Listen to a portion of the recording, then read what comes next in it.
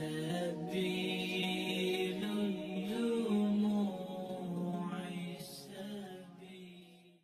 Bismillahirrahmanirrahim. Assalamualaikum warahmatullahi wabarakatuh.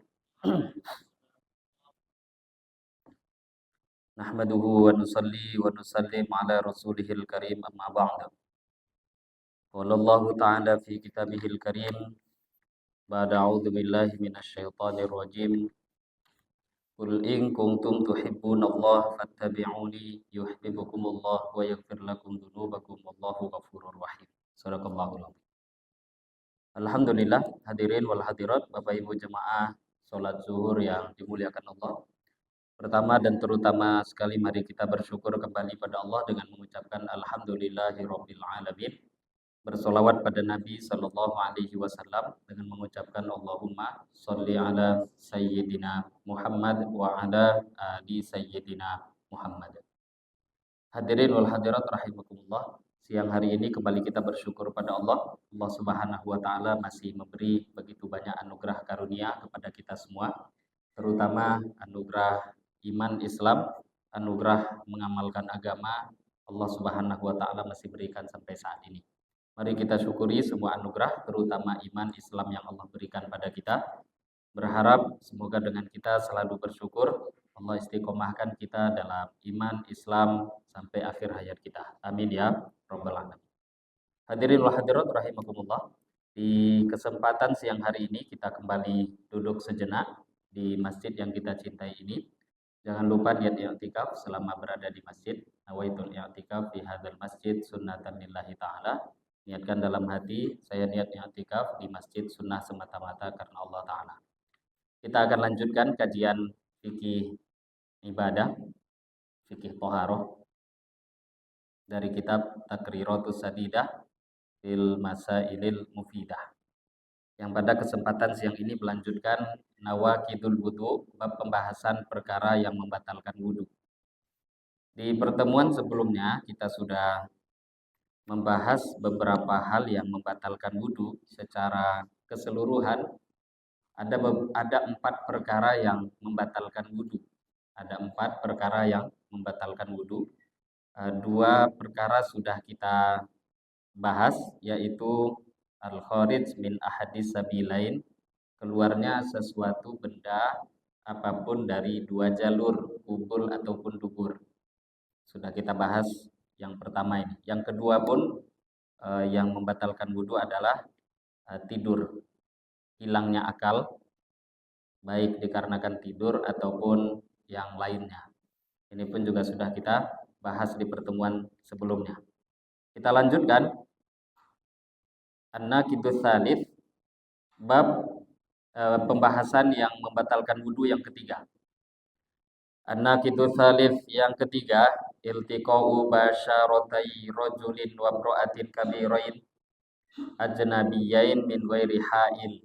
Yang membatalkan wudu yang ketiga adalah bersentuhannya 2 kulit, laki-laki dan wanita, kabirain yang keduanya sudah dewasa, ajnabiyain yang memang ajnabi, tak ada hubungan mahram. Nah, dinamakan ajnabi, tak ada hubungan mahram, min ghairi ha'il, dan tanpa adanya penghalang. Ini yang membatalkan wudu. Jadi syarat-syarat yang disebutkan tadi mesti sempurna baru wudunya batal. Kalau satu saja tak sempurna, maka tidak membatalkan wudu. Berarti ada paling tidak 5 syarat. Bersentuhan kulit membatalkan wudu. Syarat yang pertama, ayyakuna bil basyarah, mesti yang bersentuhan itu kulit.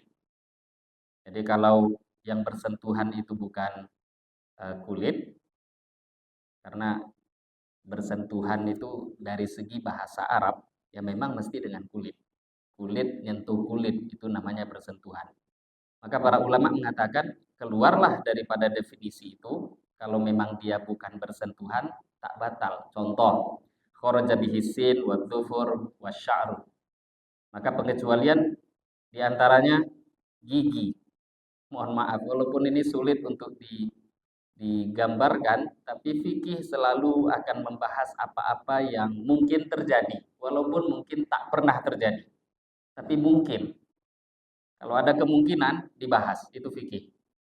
Jadi gigi ketemu gigi nggak batal wudhu. Di sini pembahasan batal atau tidak. Kalau dosa atau tidak bab lain. Nah, bab lain. Jadi batal atau tidak ini pembahasan kita. Juga kemudian pengecualian az-zufur, kuku. Sentuhan kuku yuk katanya. Nah, kuku dia ada kuku. Nggak batal wudhu. Kenapa? Karena itu bukan bersentuhan dari segi bahasa.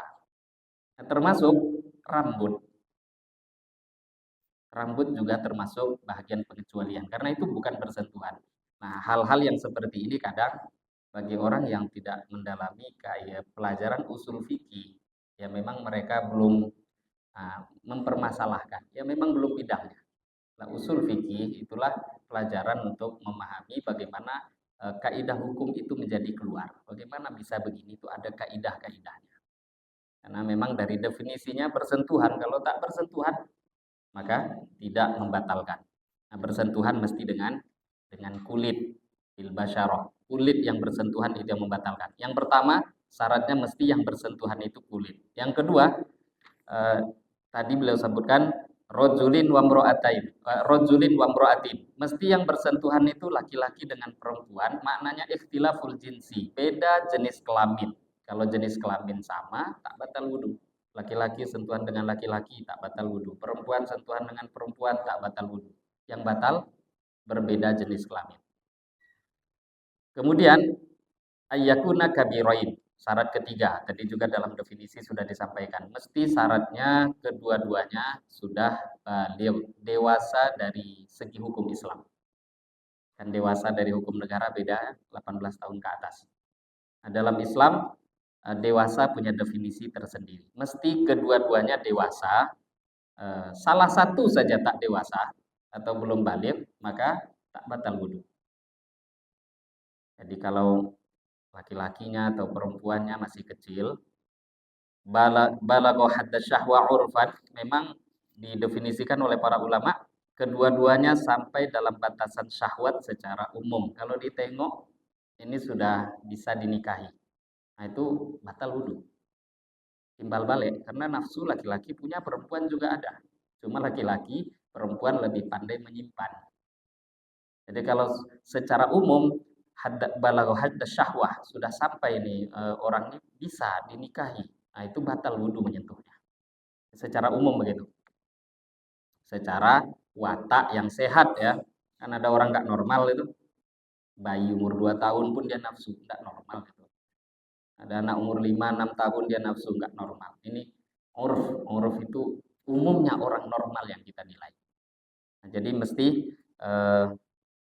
mesti dia sudah dewasa dari segi Islam. Dalam hukum Islam kita, dewasa itu bisa terjadi salah satu dari 3 perkara. Yang pertama, dewasa itu dengan sampai umur 15 tahun.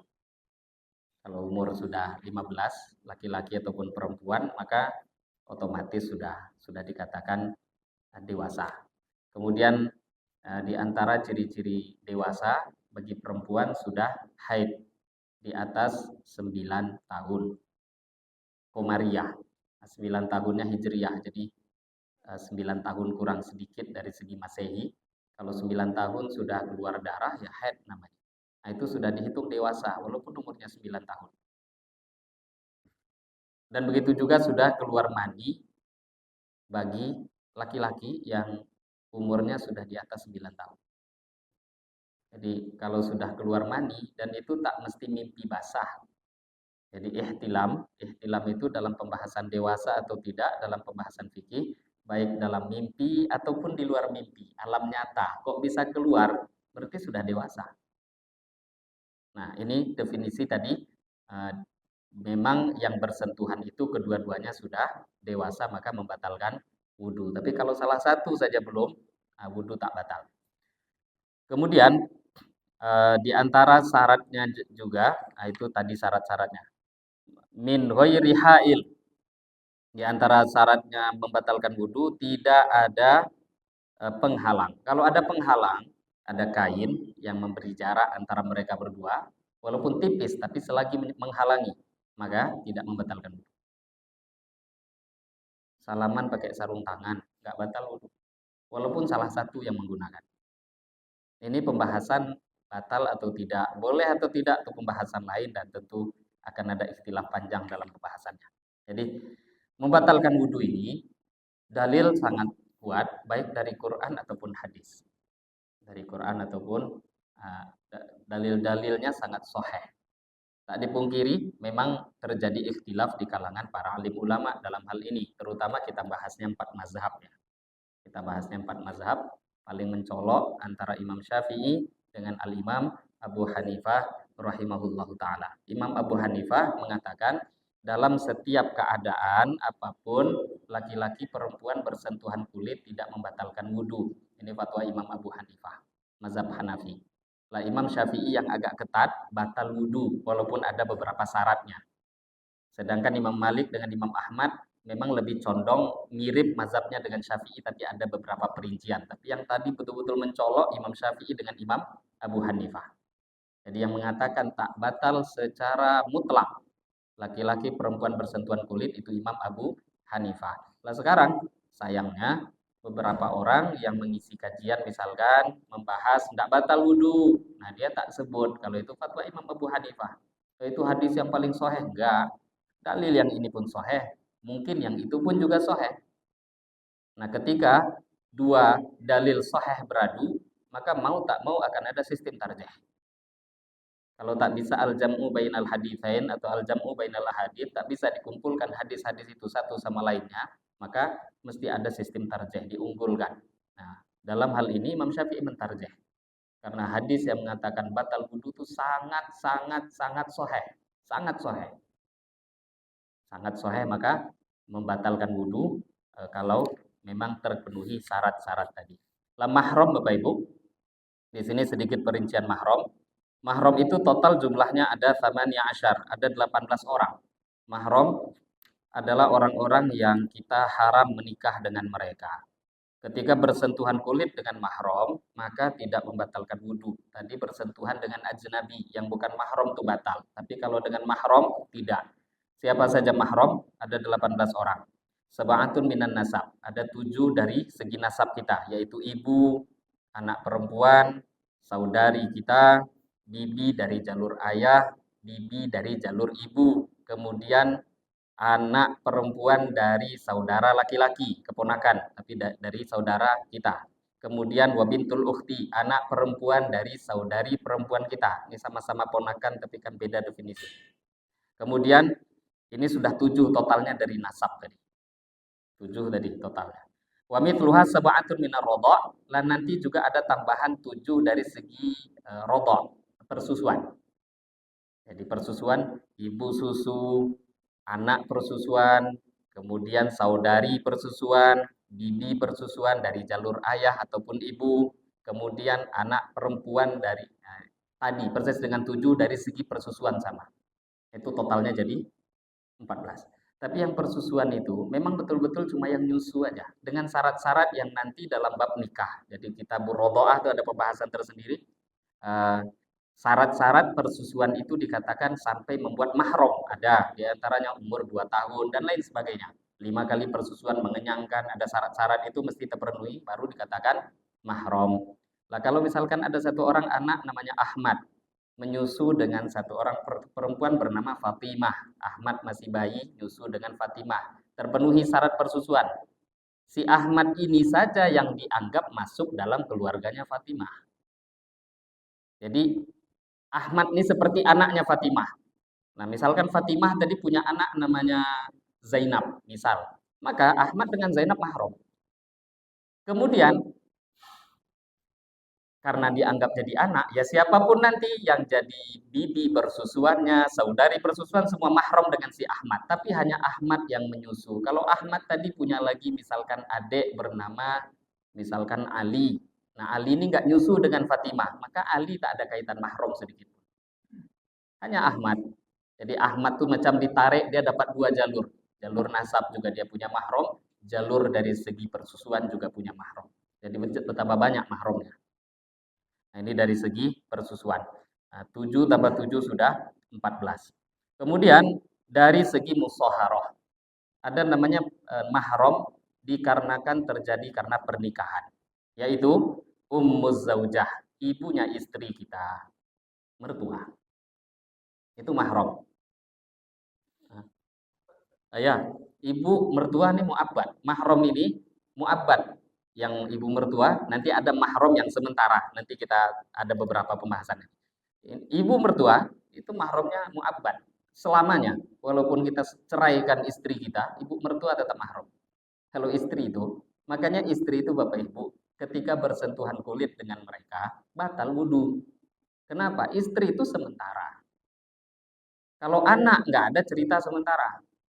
Mertua juga bukan, maka mertua mahram selamanya. Bintuz zaujah, anaknya istri, anak tiri.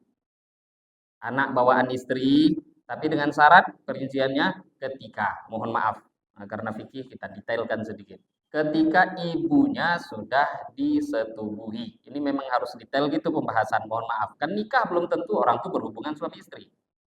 Nah, kalau dia ketika akad nikah, satu orang laki-laki akad nikah dengan seorang perempuan janda, sudah selesai, sah jadi suami istri. Nggak tahu nampak putrinya, calon anaknya nampaknya. Diceraikannya si istrinya. Selagi belum dia setubuh itu masih boleh. Memang dia jadi mahram, tapi mahramnya tadi sementara dulu. Ketika ibunya dicerai, anaknya boleh dia nikahi. Tapi kalau sudah dia, mohon maaf, jima berhubungan suami istri, langsung itu jadi mu'abbad. Mu'abbad itu selamanya. Anaknya tiri tadi langsung mahram selamanya. Zaujatul ab, istrinya ayah, ibu tiri, itu pun mahram. Dan mahramnya kan karena pernikahan. Gara-gara ayah kita nikah dengan satu orang perempuan, itu kan mahram belakangan. Kemudian zaujatul ibni, istrinya anak, menantu. Ya, tadi sebagaimana mertua itu mahram, selamanya menantu juga. Anak kita, naudzubillah kok cerai. Ya, menantu perempuan itu tetap mahram. Jadi ini total semuanya ada 18. Dan ini semua yang disampaikan tadi adalah mahram mu'abbad, mahram selamanya. Terus, tidak putus itu.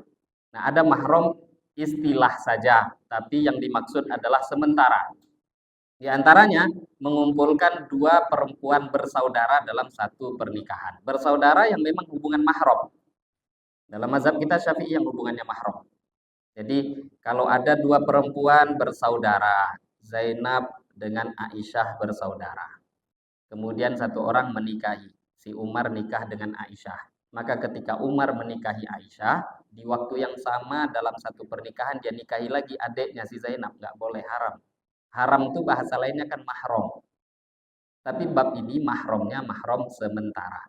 Kalau misalkan si Aisyah meninggal atau bercerai, entah cerai hidup, cerai mati, baru dia nikahi lagi adiknya, boleh. Lah Nabi menikahkan dua putri beliau dengan Sayyidina Utsman bin Affan radhiyallahu taala anhu, tapi bukan dalam satu waktu. Jadi meninggal putri beliau satu, baru beliau nikahkan kembali putrinya yang kedua. Lah ini terkumpul sebenarnya mahram itu dalam ayat hurrimat alaikum ummahatukum wa banatukum wa akhwatukum wa ammatukum wa khalatukum wa banatul akhi wa banatul ukhti, terus sampai ayat paling bawah. Nah, ini yang berkaitan dengan perkara yang membatalkan wudhu, bersentuhannya kulit antara laki-laki perempuan dengan perinciannya.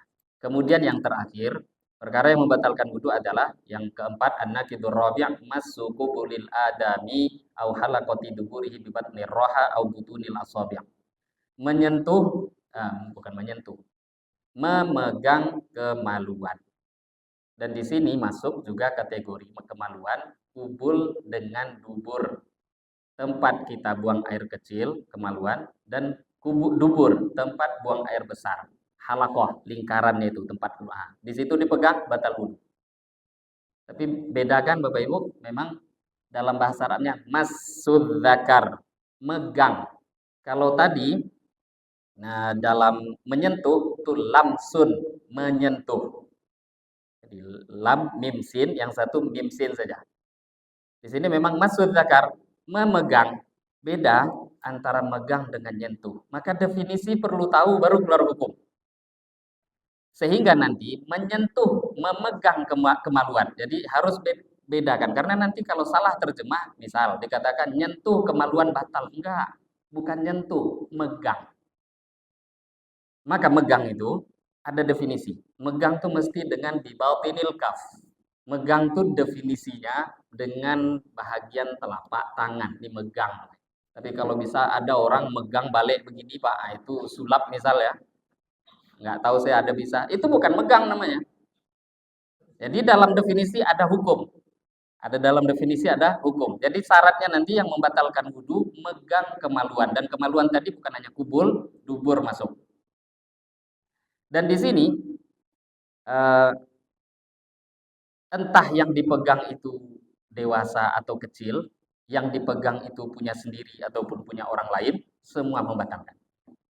Ada sedikit perbedaan antara memegang dengan menyentuh. Di antara perbedaannya, yang kudul mas dunal mamsub, dunal mamsus. Kalau untuk memegang, ini ada perincian. Megang itu yang batal cuma yang megang. Kan megang kemaluan. Kemaluan masuk kubul dan dubur. Yang megang saja batal, tapi kalau yang dipegang tidak. Jadi kalau tidak ada hubungan mahram kan lain lagi babnya nanti. Berarti dia batalnya karena tidak mahramnya, bukan karena megang. Ini bukan bab boleh, tidak boleh Bapak Ibu ya. Halal haram ini bab lain. Ini pembahasan batal tidak batalnya. Sedangkan kalau yang menyentuh tadi, yang nyentuh batal, yang disentuh ikut batal. Kemudian dalam hal memegang. Megang itu batal kalau dengan tadi telapak tangan, karena definisi megang mesti dengan telapak tangan. Kalau selain telapak tangan, maka tidak membatalkan. Contoh, mohon maaf, nyentuh kemaluan dengan punggung tangan, nggak batal. Mohon maaf nih contoh, gatal garuknya pakai punggung tangan, nggak batal. Ini mohon maaf ya contoh. Nah, kalau memang nyentuh batal, gawat Bapak Ibu, mohon maaf. Ini jelas-jelas bahasanya dalam fikih kan kemaluan itu kalau bersentuhan dengan paha kita gimana coba kalau dikatakan batal. Jadi makanya tadi hanya dengan definisi megang. Dan itu dalilnya sangat kuat. Kemudian dalam hal menyentuh juga tidak memegang tidak ada syarat umur. Entah kecil, entah besar, dewasa atau tidak batal semuanya. Nah, di sini contoh perhatian penting bagi ibu-ibu dan kita juga sebenarnya bapak-bapak kalau punya anak kemudian dicebokkan batal wudhu kita. Bukan karena batal menyentuh najis. Sebagian kawan-kawan salafi ditanya nyentuh najis batal, kata Ustaz Salafi batal. Enggak, nyentuh najis enggak batal. Kalau kena najis tinggal dicuci bagian najisnya. Itu enggak batalkan wudhu. Tapi entah mazhab mana yaitu urusan dia. Kita sedang berada di Indonesia. Cuma membatalkan wudhunya menceboi anak karena nyentuh kemaluan anak. Itu yang buat batal. Nah, kalau cebokkan tidak nyentuh kemaluan, tidak cebok namanya. Jadi batal, itu harus dipahami. Jadi sudah wudhu, mau sholat, tahu-tahu anak buang air besar, minta dicebokkan. Nah, batal wudhu, sudah lepas itu. Jadi yang batal, yang menyentuh. Kemudian dalam hal memegang juga tidak ada pembahasan mahram di dalamnya. Mahram tidak mahram itu megang batal. Tapi kalau tadi yang menyentuh ada perbedaan mahram dengan tidak. Kemudian dalam hal memegang ini tak disyaratkan lebih dari satu orang. Tapi kalau dalam hal nyentuh mesti ada mula masah. Dua orang mesti terjadi. Si A dengan si B. Mesti ada orang selain diri kita baru terjadi batal wudhu karena menyentuh. Tapi kalau dalam hal masud zakar, memegang kemaluan, nggak mesti ada orang lain. Diri kita sendiri pun satu bisa batal. Nah, jadi menyentuh kemaluan sendiri batal, kemaluan orang pun batal. Nah, ini dalam hal megang itu nggak perlu ada orang lain. Tapi kalau dalam nyentuh perlu ada orang di luar diri kita. Nah, ini diantara perincian perkara yang membatalkan wudhu. Jadi ada 4 secara keseluruhan, 2 yang terakhir kita bahas di siang hari. Ini yang bisa kita bahas. Semoga berfaedah. Sebelum ditutup ada pertanyaan mungkin? Ada yang mau bertanya? Ya. Hmm.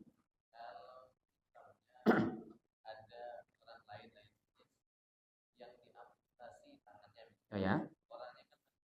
Hmm. Ya, ya. Saya langkai pula pembahasannya ada di sini.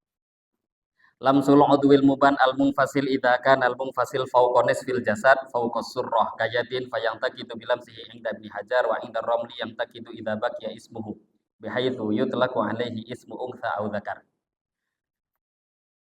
Dalam hal eh, tangan orang terpisah yang diamputasi dan segala macam, idza kana al munfasil fawqa nisfil jasad, kalau memang yang terpisah itu lebih dari separuh jasad ya dengan kira-kira, tapi perlu hati-hati mengira-ngiranya kan. Kalau ragu batal aja enggak. Jadi kalau lebih dari separuh jasad maka misalkan tangan tadi atau separuh jasad, bahagian orang itu ada separuh jasadnya, maka dikatakan batal wudhu menurut Imam Ibnu Hajar. Jadi Ibnu Hajar mengatakan mesti separuh jasad. Separuh jasad itu mati loh orang itu kan. Separuh jasad agak jarang pula hidup. Tapi menurut Imam Romli, nah Imam Ibnu Hajar berarti kan kalau nggak sampai separuh jasad nggak batal. Wa indar Romli yang taqidu idza baqiya ismuhu. Menurut Imam Romli, selagi masih nampak bentuknya, nampak tangan walaupun sedikit nampak batal. Jadi terjadi ikhtilaf juga dalam mazhab Syafi'i. Hati-hatinya ya wudhu saja.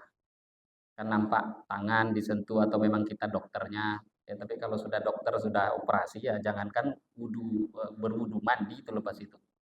Jadi pembahasannya batal atau tidak tadi menurut Al Imam Ibnu Hajar kalau memang ada sebahagian jasad maka mesti wudhu batal. Tapi kalau menurut Imam Romli selagi nampak bahagian anggota itu masih bisa dikatakan namanya, masih bisa nampak ini tangan loh, nah, mesti wudhu.